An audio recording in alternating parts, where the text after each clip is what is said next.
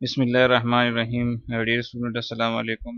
आज के लेक्चर में हम सीखेंगे कि आप जो है कैसे जो है कोई मतलब अपना वेबसाइट जो है वो ऑनलाइन सर्वर पर अपलोड करेंगे। ठीक है। अपना वेबसाइट और उसका डेटाबेस जो है वो कैसे अपलोड करेंगे। ठीक है। तो इसके लिए हमें चार चीज़ों की ज़रूरत जो है वो होती है। एक, वो तमाम files PHP, HTML, JavaScript, CSS के फाइल, जितनी भी आपने फाइल इसमें से यूज़ की है, तो वो सारे फाइल जो है आपको मतलब अपने प्रोजेक्ट की वो अपलोड करनी पड़ेगी। ठीक है। और दूसरा, डेटाबेस का बैकअप फाइल, जो कि हमने प्रीवियस लेक्चर में एक डेटाबेस एक्सपोर्ट किया था, तो वो जो है books.sql के नाम से जो है वो अपलोड डाउनलोड हो गया था। ठीक है। उसका बैकअप बन के और books.sql के नाम से जो है वो हमारे पास डाउनलोड हो गया था। तो अब इसको हम वहाँ पर इंपोर्ट करेंगे। ठीक है। ये इसको अपलोड नहीं करेंगे इस फाइल को, बल्कि इसको हम डेटाबेस में इंपोर्ट करेंगे। जिस तरह हमने लोकल सर्वर में इंपोर्ट किया था, तो इसी तरह PHP माई एडमिन के ज़रिए हम इसको अपने वेबसाइट में इंपोर्ट कर देंगे, अपने वेबसाइट के डेटाबेस में। तो मतलब वो वर्किंग जो है उसमें आ जाएगा। ठीक है। अच्छा, अब इन दोनों के लिए हमें फिर दो और चीज़ों की ज़रूरत सर्वर पर होती है। ठीक है। ये तो हमारे पास जब आप प्रोजेक्ट कंप्लीट करें, वेबसाइट कंप्लीट करें, तो ये दोनों चीज़ें तो आपके पास आ जाती है। ठीक है। ये और तीसरी चीज़ डोमेन नेम है, तो ये आपको परचेज करना पड़ेगा। ये और वेब होस्टिंग, ये दोनों आपको परचेज करनी पड़ेंगी। ठीक है। तो यहाँ पर जो डोमेन नेम है, तो डोमेन नेम वो एड्रेस होता है जो कि आप परचेज करते हैं। ठीक है ना। मतलब जिस पर विजिट करके आपकी वेबसाइट तक जो है लोग पहुंच सकते हैं, जो ठीक है, जिसको हम वेबसाइट एड्रेस या URL एड्रेस भी कहते हैं। ठीक है। जैसे हमारी यूनिवर्सिटी का है www.aup.edu.pk, फेसबुक का है facebook.com, गूगल का है google.com.pk या google.com भी है। ठीक है। अब ठीक है। तो इसी तरह जो है फिर डोमेन नेम आपने शायद है नेटवर्किंग में पढ़ा हो कि इसमें हमारे पास जो है एक रूट सर्वर होता है, और इसका अपना मकसद होता है। .pk का अपना मकसद होता है। ये कंपनी का नाम होता है। ठीक है ना। EDU एजुकेशन वेबसाइट है। .pk जो है पाकिस्तान के लिए है। ठीक है ना। इस तरह .com, .net, .info सारे जो है इसमें होते हैं। ठीक है। और इसका प्राइस भी, डोमेन नेम का प्राइस भी जो है उस पर डिपेंड करता है कि सपोज .pk है तो उसका अपना प्राइस होगा, .com है उसका अपना प्राइस होगा। इसमें जो सबसे लास्ट वाला होता है तो उसी पर ये डिपेंड करता है। ठीक है। फिर .pk में भी .edu.pk, .com.pk, .net.pk सबके अपने अपने प्राइसेस जो है वो होते हैं। ठीक है। अच्छा, और लास्ट वन जो है वेब होस्टिंग कि अभी तो मतलब आपकी जितनी भी फाइल जब आपने बनाए हैं और डेटाबेस बनाया है, तो इसके लिए आपको एक सर्वर की ज़रूरत होती है कि वो सारी फाइल्स और आपका डेटाबेस जो है वो किसी सर्वर पर होस्ट हो जाए। मतलब उसको एक मेमोरी स्पेस जो है वो अलर्ट हो जाए कि आप अपनी फाइल्स को, अपने प्रोजेक्ट की फाइल्स को वहाँ पर अपलोड कर सके, ताकि उसी सर्वर से आपका वेबसाइट जो है वो एक्सेस हो सके। ठीक है। और जैसे हमारे पास यहाँ पर एक फोल्डर में पड़े थे, तो htdocs में पड़े थे, तो बेसिकली htdocs हमारे पास एक लोकल सर्वर था। अब आप किसी ऑनलाइन वेब सर्वर पर इसको कहीं जाकर अपलोड करेंगे। ठीक है। और एक डेटाबेस सर्वर, यहाँ पर हमारे पास SQL सर्वर था, वहाँ पर SQL सर्वर आप अगर suppose SQL server SQL server नहीं, MySQL में हमने बनाया था। अब MySQL का एक डेटाबेस सर्वर होगा और वहाँ पर जो है आप इसको अपलोड करेंगे। ठीक है। तो जो आपके डेटाबेस को मैनेज कर सके, तो ये चार चीज़ें हमें रिक्वायर होगी। इसमें ये दो चीज़ें हमारे पास है, डोमेन नेम और वेब होस्टिंग के लिए आप जो है किसी कंपनी से परचेस करेंगे, अपना डोमेन नेम और वेब होस्टिंग के लिए, ठीक है, पर ईयर जो है इसकी प्राइस होती है। और अपने प्रैक्टिस के लिए हम इसको किसी मतलब बहुत सारी कंपनीज ऐसी भी है जो कि फ्री वेब होस्टिंग भी प्रोवाइड करते हैं एक लिमिटेड स्पेस दे के, ठीक है। जैसे एक कंपनी है 000webhost.com, तो उसको हम यूज़ करके, ठीक है ना, फ्री वेब होस्टिंग में ये सबसे ज़्यादा मशहूर है, ठीक है। तो आपको आप आईडी बना ले तो उसमें से आप एक वेबसाइट अपलोड कर सकते हैं और साथ में ठीक है डेटाबेस भी अपलोड कर सकते हैं। 2 डेटाबेसेस अपलोड कर सकते हैं और एक वेबसाइट, ठीक है। यहाँ पर हम अपने प्रैक्टिस के लिए उसी को यूज़ करते हैं। सपोज यहाँ पर हमारे पास, अच्छा, इससे पहले चूँकि जो 2 चीज़ें हैं कि आपके पास वो सारी फाइल्स होनी चाहिए। तो ये देखिए, ये सारी फाइल जो है ये यहाँ पर प्रैक्टिस के लिए हमने ये रखी थी, लेकिन फाइनल करके इसको हमने लाइब्रेरी का एक फोल्डर बना के उसमें ये सारी जो है वो रख दी, ठीक है। यहाँ पर इसको मैं जूम करता हूँ तो देखिए ये सारी फाइल्स है, ये कनेक्शन के लिए है और बाकी सारी फाइल्स है, ठीक है। और ये जो हमने डेटाबेस एक्सपोर्ट किया था, लेकिन ये याद रखें कि इसको आप अपलोड नहीं करेंगे, इसको आप इंपोर्ट कर देंगे, ठीक है।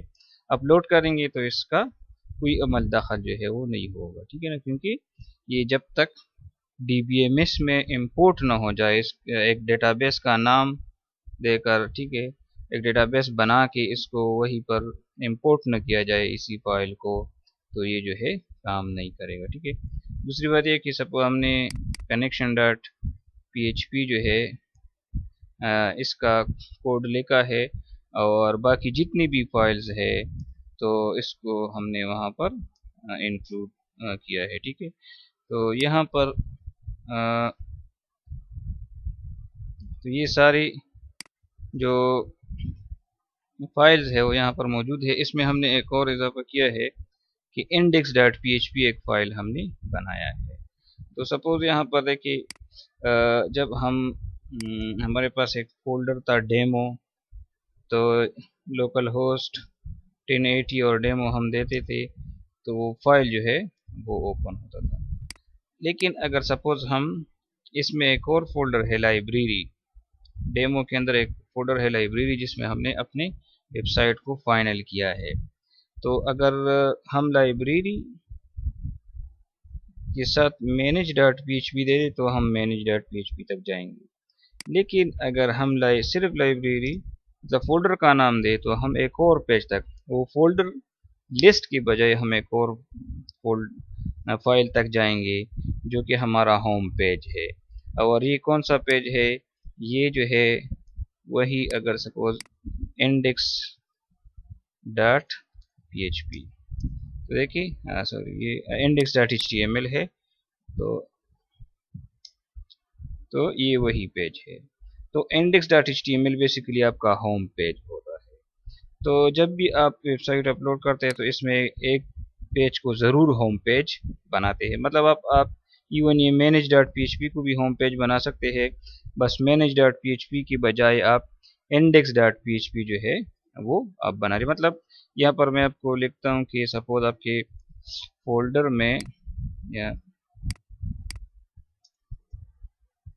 सपोज आपके फोल्डर में index.php है या home.php है या index.html है या home.html है। मतलब ये इंडेक्स या होम जो है ये किसको जो है इंडिकेट करता है, होम पेज को, ठीक है। लेकिन नॉर्मली जो है index.php अगर डायनेमिक है, अगर डायनेमिक नहीं है तो जैसे हमारा पेज डायनेमिक नहीं है तो हमने index.html के साथ इसको सेव किया है, ठीक है। तो ये जो है आपके पास होता है कि जब आप किसी भी मतलब फोल्डर में ये पेजेस बना ले तो आपका होम पेज बन जाता है, जैसे यहाँ पर index.php है। तो ये जो है अब हम ये सारा जो सारे फाइल्स है इसको हम अपलोड करेंगे सॉरी www.000 webhost.com इस पे, ठीक है। दोबारा देख लिया यहाँ पर 000 webhost.com, ठीक है। ये फ्री होस्टिंग वेबसाइट है, आप इसके ज़रिए जो है मतलब परचेज भी कर सकते हैं। यहाँ पर साइन इन पर आप क्लिक करेंगे, पहले साइन इन होंगे। अगर आपके पास जो है आपने अकाउंट बनाया है तभी, अगर अकाउंट नहीं बनाया तो फिर जो है आप एक अकाउंट बनाएंगे और उससे जो है आप ठीक है अपना जो मतलब अकाउंट बना लेंगे तो आप उसमें अपना वेबसाइट जो है वो बना सकते हैं, ठीक है। यहाँ पर मेरा ऑलरेडी अकाउंट बना है तो इसलिए मैं यूज़र नेम और पासवर्ड भी दिया होगा, आप जो है वहाँ पर कर सकते हैं। सपोज यहाँ पर मैं इसको लॉग आउट कर लेता हूँ ताकि दोबारा साइन इन हो जाए, ठीक है। तो यहाँ पर अगर आप एक अकाउंट, आपके पास अकाउंट है तो उसका अपना मतलब एक ही मेल आईडी से एक अकाउंट बनता है, ठीक है। और उसका पासवर्ड, अच्छा ये पासवर्ड जो है अपनी जो जीमेल है या जिस जो भी ईमेल है उसका पासवर्ड नहीं, इसके लिए आप अपना पासवर्ड बनाएंगे, ठीक है। मतलब ये इसके साथ अटैच होगा ना कि जीमेल का पासवर्ड होगा, ठीक है। अच्छा, और अगर आपके पास अकाउंट नहीं है तो आप साइन अप होके मतलब नॉट, ये देखिए नॉट अ मेंबर येट, तो आप साइन अप होके एक अकाउंट बना सकते हैं, ठीक है। तो यहाँ पर मैं ऑलरेडी जो अकाउंट है मेरा पासवर्ड भी इसमें सेव है, तो ये जो है मैं लॉगिन हो गया हूँ। तो अब मेरे पास जो है जो मेरा अपना पेज है वो आ गया, ये पेज। अच्छा, दूसरी बात ये है कि ये जो पेज होगा ये वेबसाइट को मैनेज करने के लिए होगा, बनाने के लिए और मैनेज करने के लिए होगा, ठीक है। जो आपका वेबसाइट होगा वो फिर दूसरा, उसका दूसरा एड्रेस होगा, उसकी तरफ आते हैं। देखिए यहाँ पर बटन है क्रिएट न्यू साइट, इस पर मैंने क्लिक कर दिया तो यहाँ पर जो है ये मुझसे क्या मांगता है कि जब आप वेबसाइट बनाते हैं तो उसको आप एक नाम देंगे। सपोज इसको मैंने नाम दिया कामरान, और देखिए कामरान, तो इसके साथ 00webhostapp.com, ये हर जो वेबसाइट होगा तो उसके साथ होगा, ठीक है। मतलब आप उसको अपना एक नाम देंगे और डॉट webhostapp का मतलब ये एक सब डोमेन बन जाएगा, ठीक है। और एक पासवर्ड ये खुद से भी जनरेट करता है, लेकिन इसको फिर याद करना बहुत मुश्किल हो जाता है। तो यहाँ पर जो है एक पासवर्ड में देता हूँ, अच्छा ये एटलीस्ट 12 करेक्टर होना चाहिए, ठीक है। तो यहाँ पर इसको मैंने पासवर्ड दे दिया और क्रिएट में करता हूँ तो ये एक, अच्छा यहाँ पर चूंकि कामरान के नाम से एक और another website with this name already exist, suppose इसके साथ मैं लिखता हूँ 312। तो अगर इसी नेम से वेबसाइट नहीं है तो ये जो है मेरे लिए इसी नेम से एक वेबसाइट क्रिएट कर देगा, ठीक है। तो यहाँ पर बिल्कुल ये इस नेम से वेबसाइट नहीं था तो वो क्रिएट हो गया।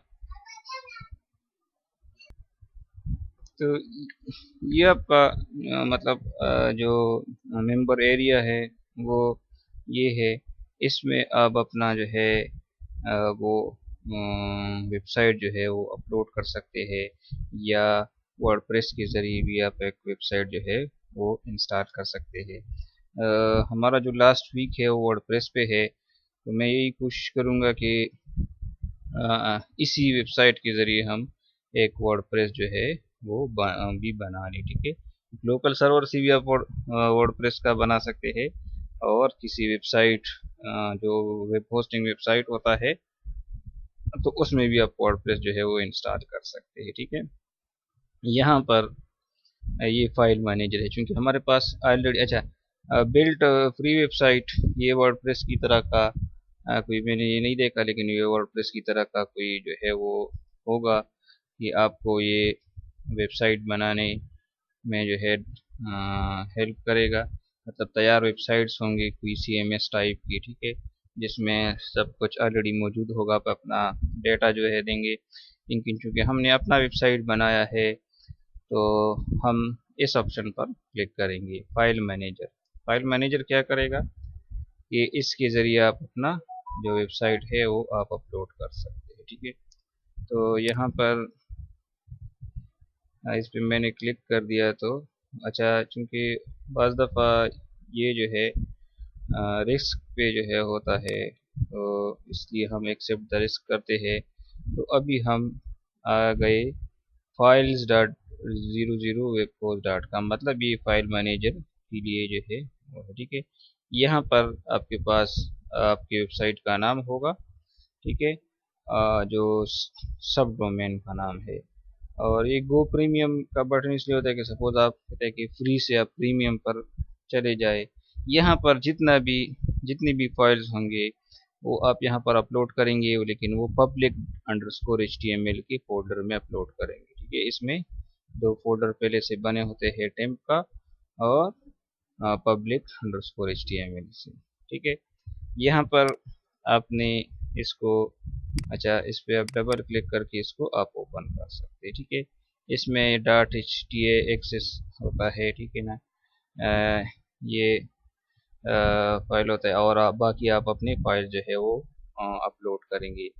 तो यहाँ पर है कि न्यू फाइल, न्यू फोल्डर आप इसमें बना सकते हैं। न्यू फाइल आप इवन आप इसमें यहाँ पर भी कोडिंग कर सकते हैं, HTML PHP की कोडिंग आप यहाँ पर भी कर सकते हैं। जैसे सपोज आपने न्यू फाइल पर क्लिक कर दिया तो आप अपने फाइल का नाम सपोज न्यू डॉट HTML आपने लिख दिया और क्रिएट का बटन प्रेस कर दिया। तो यहाँ पर आप अच्छा, ये देखिए एडिट, तो यहाँ पर जो है ये एडिटर, जैसे सबलाइम का एडिटर होता है तो इसी तरह ये एडिटर होता है, ठीक है।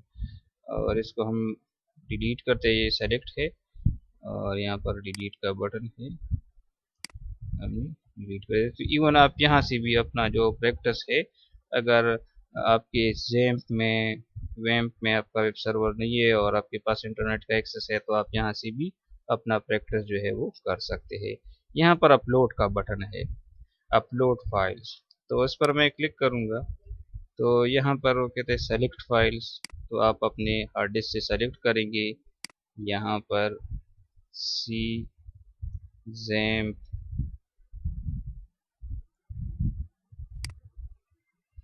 और ठीक है, इसमें htdocs, इसमें डेमो और डेमो में फिर लाइब्रेरी था। तो देखिए ये सारी फाइल्स आप सेलेक्ट करें, लेकिन ये याद रखिए कि .sql वाला फाइल आपने अपलोड नहीं करना होता, ठीक है, ये आपने इंपोर्ट करना होता है, ठीक है।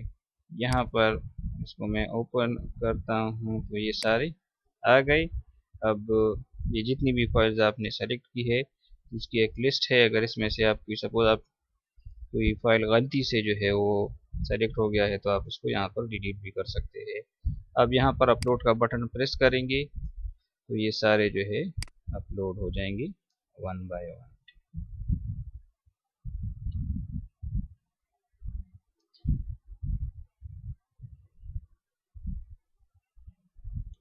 तो ये देखिए ये सारे जो है अपलोड हो गए। इसमें index.html या जैसे मैंने होम पेज का जिक्र किया तो वो होना चाहिए, अगर नहीं है तो आप अपना क्रिएट कर सकते हैं, ठीक है। अब यहाँ पर ये याद रखिए कि अगर सपोज मैं वापस जाता हूँ तो यहाँ पर विजिट माय साइट होगा, यहाँ पर अच्छा ये अच्छा चलिए माई साइट्स, ठीक है। तो ये मेरे पास देखिए ये माई साइट है, तो यहाँ पर इसका एड्रेस ये बनेगा कामरान 312 जो हमने नाम दिया था और वेब होस्ट app.com। तो अगर इस पर मैं क्लिक करता हूँ तो अब मेरा वेबसाइट जो है वो जैसे आप फाइल अपलोड कर लेते हैं तो वो रन होता है, लेकिन चूंकि अभी हमने इसमें डेटाबेस अपलोड नहीं किया तो अगर मैं जाता हूँ किसी ऐसे उस पर, ठीक है, जैसे वो ये वार्निंग वाला है कि हमारे पास ये डेटाबेस जो है मौजूद नहीं है, ठीक है। तो वो इंसर्ट न्यू रिकॉर्ड तो बगैर डेटाबेस की था, लेकिन बाकी जो सारा डेटा था वो डेटाबेस पे डिपेंडेंट था, तो सारा जो है मतलब वेबसाइट गलत हो गया। यहाँ पर भी अगर मैं करता हूँ तो ये form dot H T M L अब ओपन हो गया form dot H T M L. क्यों? क्योंकि इसमें भी ये डायनेमिक नहीं है, एच टी एम एल है, क्योंकि डेटाबेस के साथ इसका कोई गरज नहीं है, तो इसलिए ये भी ओपन हो गया। और जो index dot H T M L था, जो होम पेज था, तो वो भी जो है ओपन हो गया। लेकिन जिसमें डेटाबेस था manage dot P H P, तो वो ओपन नहीं हुआ, क्योंकि अभी इसमें हमने डेटाबेस नहीं बनाया। लेकिन आपका वेबसाइट जो है वो लॉन्च हो गया, ठीक है, मतलब आपका वेबसाइट अपलोड हो गया। अब इसमें से डेटाबेस आप कैसे बनाएंगे? तो यहाँ पर जो है अब हम वापस अपने, अच्छा ये देखिए, जब आपने वेबसाइट बना लिया तो ये देखिए क्रिएट वेबसाइट का बटन था। अब आपके पास ये आपकी वेबसाइट जो आपने बनाया है, तो वो आप जो है आप इसको मैनेज कर सकते हैं। यहाँ पर क्लिक करेंगे तो देखिए ये विजिट होगा, मतलब व्यू होगा, जैसे आम यूज़र को व्यू होता है। अगर आप मैनेज करना चाहते हैं, मतलब कोई चीज़ आप ऐड करना चाहते हैं डेटाबेस में, कुछ चेंजेस करना चाहते हैं तो, या कोई फाइल्स में, तो यहाँ पर फाइल मैनेजर पर जा सकते हैं। और यहाँ पर जो है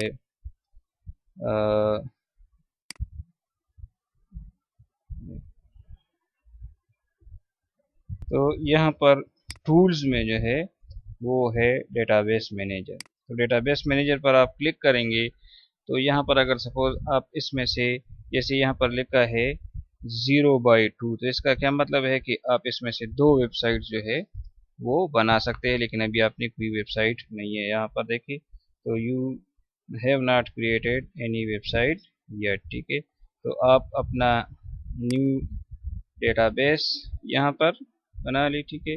अब न्यू डेटाबेस जो है आप इसको यहाँ पर नाम देंगे, जैसे वहाँ पर बुक्स था तो यहाँ पर भी हम बुक्स लिखेंगे। लेकिन ये याद रखिए कि ये जो है, अच्छा, इसका यूज़र नेम सपोज मैंने लिखा कामरान, और इसका आप कोई पासवर्ड रखे, ठीक है।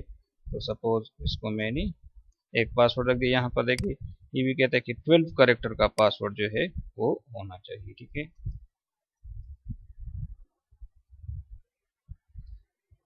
अच्छा, यहाँ पर इसको मैंने एक पासवर्ड दे दिया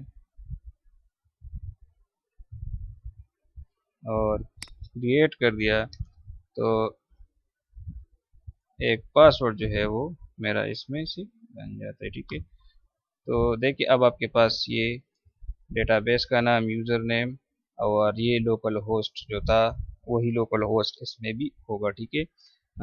अच्छा, क्योंकि यहाँ पर ये इसी के ज़रिए ही मैनेज होता है।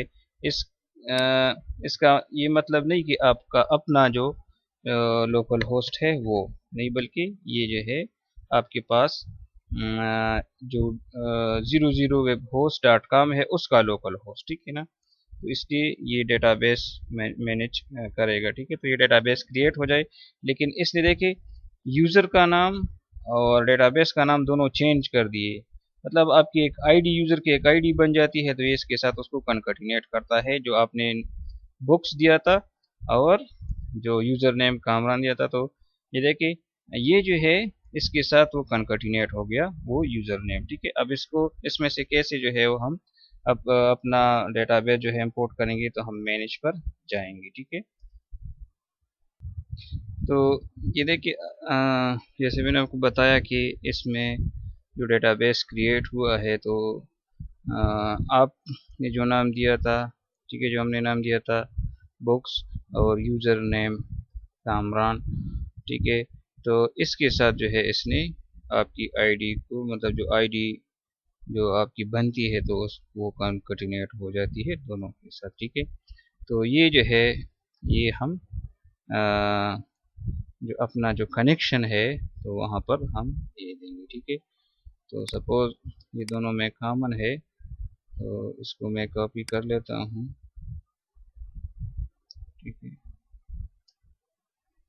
और अब इसको आप इसमें से इसको आप मैनेज कैसे करेंगे, जो PHP माई एडमिन है, उसके ज़रिए आप अपना मतलब आप पासवर्ड चेंज कर सकते हैं या इसको डिलीट कर सकते हैं, या PHP माई एडमिन जो कि हमारा लोकल सर्वर पर होता था, तो उसी तरह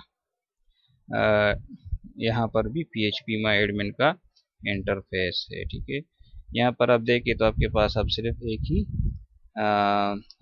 जो है वो है डेटाबेस है जो हमने बनाया था। अब इसमें से आप इंपोर्ट करेंगे जो डेटाबेस हमारे पास .sql के फॉर्म में था। ठीक है, इंपोर्ट का बटन प्रेस करेंगे, लेकिन ये याद रखिए कि ये आप अपने हार्ड डिस्क से जो है वो इंपोर्ट करेंगे। ठीक है, चूज फाइल, और ये books.sql था। ठीक है, ये सेलेक्ट हो गया और sql ही के फॉर्म में था, तो हमने कुछ चेंजेस नहीं करनी। ठीक है, और जब हम गो का बटन प्रेस कर लेंगे तो ये जो डेटाबेस है ये इंपोर्ट हो जाएगा। ठीक है, अच्छा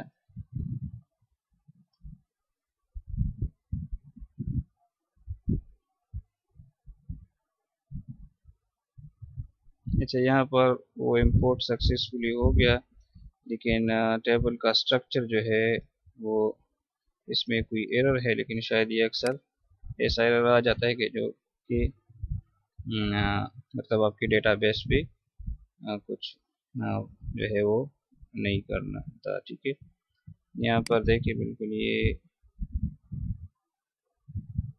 सही तरीके से इंपोर्ट नहीं हुआ। ठीक है, दोबारा देखते हैं। ठीक है, दोबारा इंपोर्ट कर लेते हैं।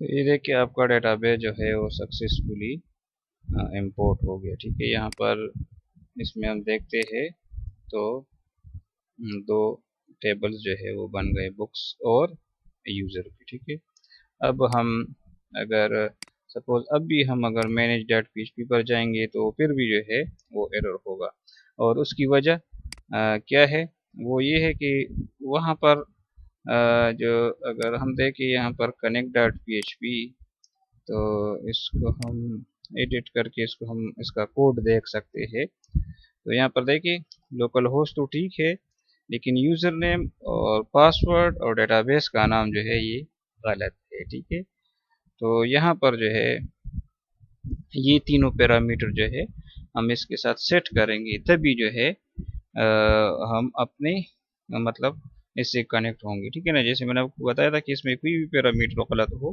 तो आपकी डेटाबेस कनेक्शन जो है वो सही नहीं हो सकती। ठीक है, तो यहाँ पर जो है डेटाबेस का नाम हमारे पास ये है, तो इसको मैं कॉपी करता हूँ। ठीक है, तो अच्छा सर्वर नेम तो वही लोकल होस्ट ही होगा, तो डेटाबेस का नाम अच्छा इसके साथ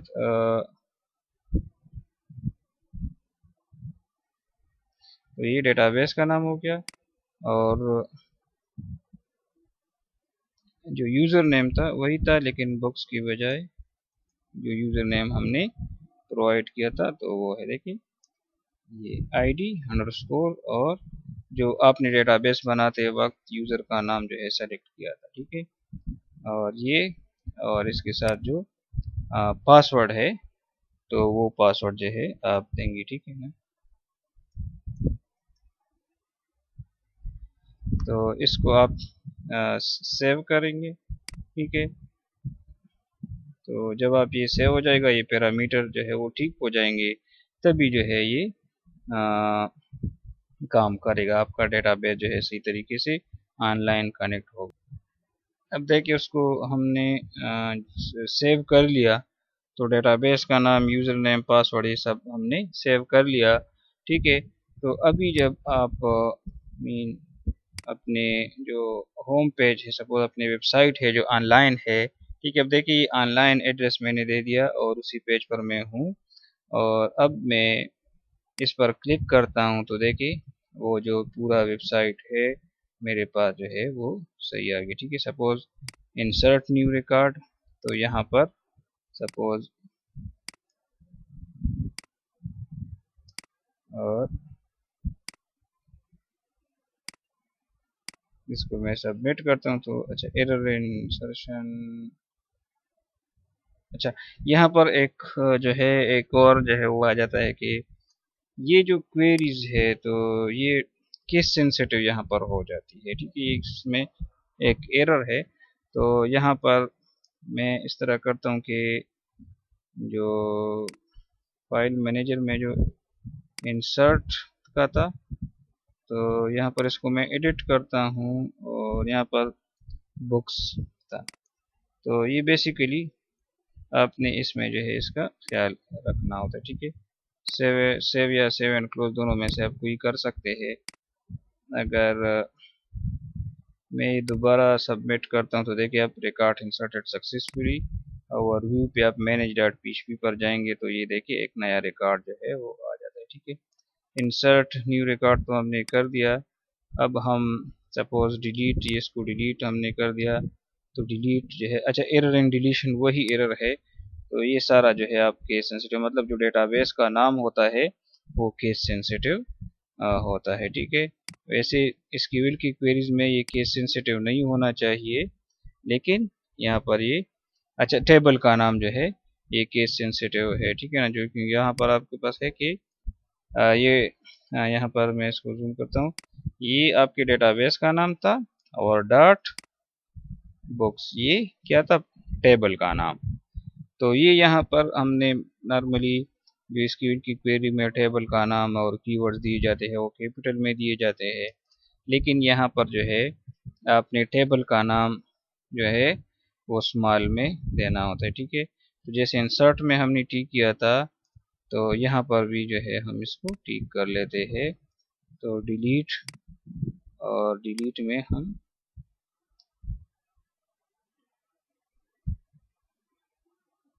डिलीट फ्रॉम बुक्स है, तो इसको भी मैं स्मॉल कर देता हूँ। देखिए डिलीट फ्रॉम बुक्स ये कैपिटल था, ये मैंने स्मॉल कर दिया।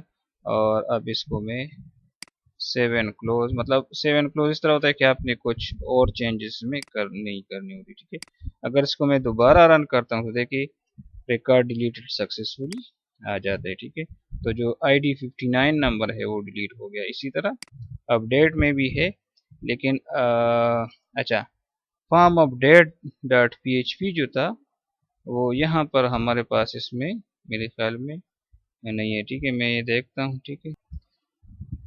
अच्छा, तो यहाँ पर जो है ये फॉर्म अपडेट, तो इसका अपडेट का यू जो है वो कैपिटल है, जबकि वहाँ पर जो है यहाँ पर भी यू कैपिटल है, लेकिन जब आप उसमें जाते हैं तो वो जो है सही नहीं होता। तो इसको हम क्या करते हैं, इसका यू जो है वो हम स्मॉल कर लेते हैं, ठीक है।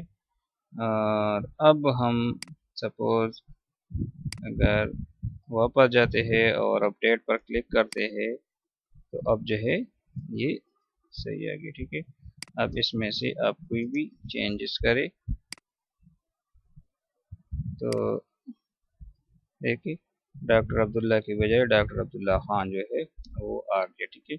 तो आपका जो वेबसाइट है तो वो पूरी तरह अपलोड हो गया। इसमें ये जो है एरर आते हैं कि आपने केस सेंसिटिव फाइल्स नेम और जो SQL की क्वेरीज है तो इसमें केस सेंसिटिविटी जो है वो आ सकती है, जो टेबल्स के नाम है स्पेशली, ठीक है। बाकी नहीं, सिर्फ टेबल्स के नाम वो आपके पास और कॉलम्स के नाम जो है ये केस सेंसिटिव होने चाहिए, ठीक है। कि अगर आपने वहाँ पर स्मॉल दिया है, यहाँ पर भी स्मॉल दे रहे, वहाँ पर कैपिटल है तो यहाँ पर भी कैपिटल करें, ठीक है। उम्मीद है कि आपको समझ आ गया होगा ये प्रोसेस। मैं थोड़ा सा इसको रिवाइज कर लेता हूँ। आप 000 apphost.com पर अपना जो आईडी है वो बना के उस पर लॉगिन हो जाएंगे। तो क्रिएट न्यू साइट पर आप जाएंगे। यहाँ पर वो कहता है कि you have one website out of one website allowed, मतलब आप दूसरा वेबसाइट इसमें से नहीं बना सकते। ठीक है, जब आप वो बना लेंगे, इस पर क्लिक करेंगे तो आपसे एक वेबसाइट का नाम जो है वो पूछ लेगा कि आपकी वेबसाइट का नाम जो है वो क्या होना चाहिए। जैसे हमने कामरान 312 दे दिया, तो कामरान 312 के साथ वो अपना जो वेबसाइट का एड्रेस है वो देते हैं 000webhostapp.com। ये याद रखिए कि जब आप वेब होस्टिंग और ये सारा मैनेज करते हैं तो आप 000webhost.com इस पे आप जो है ये सब कुछ जो है मैनेज कर सकते हैं, मतलब या क्रिएट एंड मैनेज। और आपका जो एड्रेस होता है, तो सपोज यहाँ पर जो हमने नाम दिया था और फिर सॉरी 000 webhostapp.com। ठीक है, तो ये जो है ठीक है, एड्रेस ऑफ या एड्रेस ऑफ यूर वेबसाइट। चलिए इसके साथ मैं लिखता हूँ पब्लिकली। ठीक है, पब्लिकली, तो ये जो है आपके पास।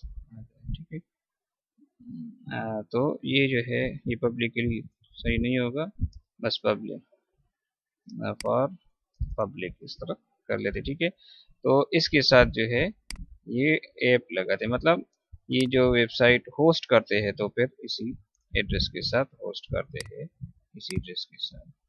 तो जो आपने नाम दिया था और ये इसके साथ ही अटैच कर लेता है। ठीक है, तो ये जो है और आप मैनेज जो है यहीं से करते हैं। ठीक है, अच्छा अब यहाँ पर ये अगर आपने नहीं बनाया तो क्रिएट न्यू वेबसाइट करे बन जाएगा। आप सपोज आप इसको फिर यहाँ से मैनेज कर सकते हैं, यहाँ पर क्लिक करेंगे तो व्यू हो जाएगा, और मैनेज करते हैं तो यहाँ से मैनेज हो जाएगा। तो इसमें आप फाइल मैनेजर के ज़रिए अपने फाइल जो है वो अपलोड करते हैं, और डेटाबेस मैनेजर के ज़रिए डेटाबेस बना के उसमें से जो अपना डेटाबेस है वो बनाएंगी। लेकिन ये याद रखें कि जब आप अपना डेटाबेस बना लेंगे तो इसको आप अपना एक यूज़र नेम और पासवर्ड, डेटाबेस के लिए यूज़र नेम और पासवर्ड देंगे, और आपका डेटाबेस का नाम भी बन जाएगा। तो आपने जो है फिर यहाँ पर connect.php में इसको एडिट करके वो सारे कोड जो है आपने यहाँ पर वो आईडी जो है वो लिखनी होंगी। ठीक है,